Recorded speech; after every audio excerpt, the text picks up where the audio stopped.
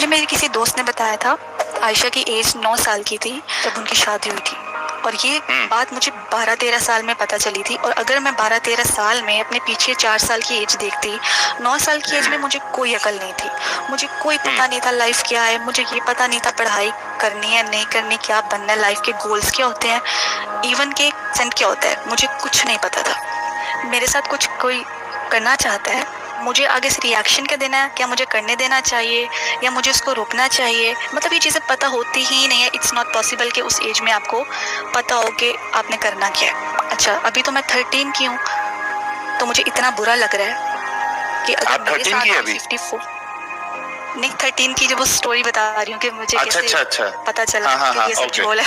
Okay ठीक है मैं थोड़ा घबरा गया। एग्जैक्टली। ओके फिर हाँ ठीक है। हाँ मतलब कि उस टाइम मैंने सोचा कि मैं तो अभी 13 साल की हूँ और मुझे इतना बुरा लगा है, तो जिस बेचारी 9 साल की बच्चे के साथ हुआ होगा ये सब, उसको क्या लगा होगा, उसको उस पर क्या गुजरी होगी। तो मैंने फिर ना पूछा, अपने बड़ों से पूछा, उन्होंने मुझे ये बोला कि ये गलत बात है, वो 9 साल की नहीं थी। उस वक्त के लिए मैंने ये सवाल पूछना ही छोड़ दिया, क्योंकि मेरे बड़ों ने मुझे बोल दिया कि ये आपको गलत बताया गया, आपको किसने बताया है कि वो 9 साल की थी ही नहीं, वो तो 18 की थी, वो तो 16 की थी। फिर मैंने बोला चलो मान लेते हैं 16 की भी थी, फिर भी वो तो 54 के ही थे ना, वो तो छोटे नहीं थे, वो तो 54 के ही थे। क्या जवाब मिला? नहीं कोई जवाब मिला ही नहीं आज तक, जवाब मिलेगा ही नहीं। ये जो क्लेम है ना आपके पास आके हमें मौका दो तो हम ये कर देंगे, हम उखाड़ लेंगे, पता नहीं क्या उखाड़ लेंगे, कुछ उखड़ना नहीं है इनसे, इनके पास कुछ आंसर ही नहीं है। तो इसलिए मैं भी मजे लेती रहती हूँ, हाँ भाई चलो ठीक है, कभी मौका मिलेगा आपसे बात करेंगे, दे लेना अपनी तसल्ली कर लेना, आप भी जवाब दे लेना। जब मैंने सेक्स स्लेवरी को डीपली स्टडी किया ना, मुझे बहुत गंदा लगा, मुझे बहुत ही बुरा लगा। आप लोग इसको, ये मोमिनीन्स जो हैं, किसी भी सूरत में इसको डिफेंड कर ही नहीं सकते। आप लोग कोई भी इसका बहाना बनाओ, आप लोग ये बोलो कि उस ज़माने में ट्रेंड था, उस ज़माने में इट वाज नॉर्मल, आप लोग कुछ भी एक्सक्यूज़ दे लो, आपकी ये जस्टिफाई नहीं करता। एक आज़ाद औरत, और वहाँ पे हर तरह के तबके की औरतें थीं जिनको बाद में आप लोगों ने क्लासिफाई करते थे उनके सूरत के लिहाज से, उनके स्टेटस के लिहाज से। उनसे बेस्ट वाली होती थी, उसकी बोली सबसे ज़्यादा लगती थी, ठीक है। तो आप लोग ये सेक्स स्लेवरी को किसी भी सिचुएशन में कुछ भी एक्सक्यूज़ बना के आप डिफेंड नहीं कर सकते। End of story. ये कि मर्द की खेती है औरत, जब चाहे वो इसमें आए, जब चाहे वो जाए। इस हदीस की बिना पे मैंने अपने आसपास ये ऑब्जर्व किया, जो डोमेस्टिक वायलेंस है, बहुत सी औरतें प्रेग्नेंट हो जाती हैं। प्रेगनेंसी में आपको पता है मूड स्विंग्स आते हैं और आपकी बॉडी इतना दर्द करती है कि अगर आपका हस्बैंड आपके साथ कुछ करना चाहता है तो वो उसको मना कर देती है कि मेरी तबीयत ठीक नहीं है, मैं नहीं कर सकती। लेकिन हमारे यहाँ ये ट्रेंड नहीं है, वो मना कर ही नहीं सकती, उसके पास ये तो रसूलुल्लाह ने भी कहा है। वो तो मना कर ही नहीं सकती, क्योंकि उसके पास ऑप्शन नहीं है, और वो सुबह तक फरिश्ते उसको लानते डालेंगे, और फरिश्तों की लानतों से बचने के लिए बेचारी कुछ भी नहीं बोल सकती। और अगर वो थोड़ा बहुत रेजिस्ट करती भी है, उसको आगे से मार पड़ जाती है, क्योंकि मार के भी वो नहीं बोल सकती कि तुमने मुझे मारा क्यों, क्योंकि ये भी कुरान में लिखा हुआ है कि आप मार सकते हो। तो बेचारी जाए तो जाए कहाँ। क्या आप नमाजें भी पढ़ती थी जब तक आपने इस्लाम नहीं छोड़ा था? हाँ जी नमाजें पढ़ती थी, क्या अरबी आपने सीखी थी? जब तक नहीं छोड़ा था तब तक पढ़ती थी। ऐसा नहीं था कि मेरे पेरेंट्स मुझ पे सख्ती करते थे, लेकिन मैं खुद से ही पढ़ती थी, क्योंकि मैंने बहुत छोटी एज में ही कुरान पढ़ लिया था। तो अरबी भी सीखी थी आपने? अरबी सीखी नहीं थी, वही जो कुरान में लिखा है बस वही। इसीलिए तो उन्होंने मुझे बोला कि आप बच्चे हो, आपको पता नहीं है, अब तर्जुमे के साथ पढ़ो। तभी 14-15 साल की एज में मैंने तर्जुमे के साथ पढ़ना शुरू किया, ताकि मुझे समझ आए। और गेम ही तब बदली जब मैंने तर्जुमे के साथ पढ़ा, जब मुझे समझ आई कि एक्चुअली लिखा क्या है उसमें। तो कुछ जैसे सूरह फातिहा है या इस तरीके की कोई सूरत वीरत आपको याद भी है? हाँ, याद है। कुछ बताइए कुछ, क्योंकि क्या होता है ना, आई एम रियली सॉरी, लेकिन हमें कई बार क्या होता है कि कुछ लोग ऐसे भी आते हैं जो पहले मुस्लिम नहीं होते, but they present themselves as an ex Muslim. तो हम अपने चैनल को काफी ऑनेस्ट रखना चाहते हैं, किसी को हम ये बोलने का मौका नहीं देना चाहते कि भाई हम किसी फेक इंसान को या प्लांटेड लोगों को रखते हैं। तो we want to be very sure about that. आप हमें कुछ सूरह फातिहा सुना देती हूँ। इट्स बीन रियली लॉन्ग कि मैंने कुछ नहीं पढ़ा है, तो होपफुली ये गलत नहीं बोलूंगी।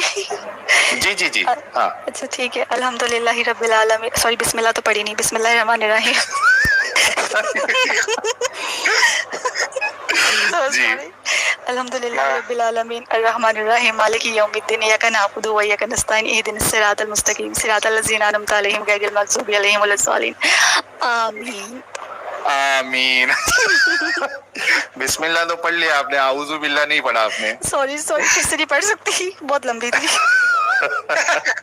जो हमारी आम लड़कियां हैं, मैं समझती हूँ कि उनमें अकल है, उनमें हर वो चीज़ है जो एक मर्द में है। वो अपने आप को किसी से कमतर मत समझें, क्योंकि आपको बोला गया है कि आप कम अकल है, बट आप कम अकल बिल्कुल भी नहीं है। वही सब कुछ आप कर सकती हैं जो मर्द कर सकते हैं। आपको सिर्फ अपनी आंखें खोलने की ज़रूरत है। आपको वो हदीसें पढ़ने की ज़रूरत है जिसमें आपको बहुत एक नीच चीज़ दिखाया गया है। आप सिर्फ उसी पे खुश हो जाती हैं कि आपको जन्नत, आपके माँ के पाँव के नीचे जन्नत रखी गई है और आपको औरत के बड़े इस्लाम में हकूक़ हैं। ये सिर्फ एक लाइन है, इसका रियलिटी से कोई लेना देना नहीं है। अगर हमारे यहाँ इतने ही हकूक़ औरत को दिए जाते तो हर दूसरे घर में डोमेस्टिक वायलेंस होता ही नहीं। और आप अगर समझ गई हैं इस बात को कि ये सब एवं ही है, कोई ख़ास इसमें सच्चाई नहीं है मज़हब में, तो आपको चाहिए कि आप इसको पहली बात तो अपने तक रखें। जब तक आपको इस चीज़ की तसल्ली नहीं मिलती कि आपको कुछ नुकसान नहीं पहुंचेगा, आप इस बात को खुद तक रखें, लेकिन एटलीस्ट सच को जानने की कोशिश तो करें। आपको ही इस्लाम ने एक, सॉरी टू से मैं लफ्ज़ नहीं बोलना चाहती, एक टॉय से ज़्यादा, डैश टॉय समझ गए, उससे ज़्यादा आपकी कोई अहमियत नहीं है, आपकी कोई वैल्यू नहीं है। आपको इस्लाम ने दी, आपको खुद अपनी वैल्यू ढूंढनी है और आपको इस चीज़ के अगेंस्ट खड़े होना है। मैं ये नहीं कह रही कि आप अब घर से निकलें और हला हला हला हला करके ऐसे आप सबको बोल दें कि हाँ जी मैं एक्स मुस्लिम हूँ जी, ये मुझे पता चल गया सच्चाई। ऐसा कुछ नहीं करें आप, क्योंकि मुझे पता है बहुत सी लड़कियाँ ऐसी हैं जिनको पता है लेकिन वो कुछ कह नहीं सकती। आई अंडरस्टैंड कि वो कुछ नहीं कह सकती, लेकिन कुछ ऐसी भी हैं जो हमें ही गालियाँ देती हैं, जो हमें ही बुरा भला बोलती हैं, किसी हद तक भी जा सकती हैं सिर्फ अपने प्रॉफिट को सच्चा साबित करने के लिए। हमें उस चीज़ का भी बुरा नहीं लगता है, हमें पता है उन बेचारियों का कोई कसूर नहीं है, उनके साथ जो हुआ है वही बहुत बड़ा मजाक लाइफ ने उनके साथ कर दिया है, तो इसलिए मैं उनकी बातों का माइंड नहीं करती। मुझे उन पर तो दोस्तों आपने ये वीडियो देखा होगा। इस वीडियो में जो है हमारे एक्स मुस्लिम साहिल भाई थे, जो कि जो है आजकल काफ़ी प्रसिद्ध है लोगों के बीच में, और ये इस्लाम पहले मुस्लिम थे, जाकिर नायक के बहुत बड़े फ़ैन थे, अब जो है इस्लाम को छोड़ चुके हैं। इस्लाम में इतना गंदगी है उसको जानते हुए। और ये जो एक मोहतरमा जी थी, वो भी जो थी आपने सुना ही कि अब जो है इस्लाम का जो मोह है, ये जो है लोगों के मन से ये जब धीरे धीरे करके अब ख़त्म हो रहा है। लोग जो है जागरूक हो रहे हैं, ख़ास करके महिलाएं जो है जागरूक हो रही हैं। हमारे देश में भी मोदी जी ने बहुत अच्छा काम किया है मुस्लिम महिलाओं के लिए, ट्रिपल तलाक को बैन करके। इस तरीके से लोगों में और भी जो है चेतना का विकास होना चाहिए, जागरूक होना चाहिए। इस्लाम जो है महिलाओं के लिए ख़ास करके बहुत ही बुरा है। इस्लाम का जो आइडियोलॉजी है, इस्लाम का जो अकीदा है, इस्लाम का जो रिचुअल्स है, वो महिलाओं के लिए बहुत बहुत बहुत बहुत बहुत घटिया है। इस्लाम में जो है महिलाओं के लिए कोई हकूक़ नहीं है, कोई अधिकार नहीं है। ये जो मुल्ला मौलवी लोग हैं, ये तो बकवास खाली के करते रहते हैं। इस्लाम में महिलाओं के ये हकूक़ है, ये अधिकार है, ये है, कुछ नहीं है, सिर्फ बकवास है, बकवास। तो इस वीडियो को ज़्यादा से ज़्यादा आप जो है लोगों के साथ में आप जो है शेयर करिए, मेरे चैनल को सब्सक्राइब करिए। और भी काफ़ी अच्छे जो है मैंने वीडियोस बनाए हैं अलग अलग टॉपिक्स पर, उस पर भी जो है आप जो है इसको विज़िट करिए, देखिए और सपोर्ट करिए। धन्यवाद। जय श्री राम।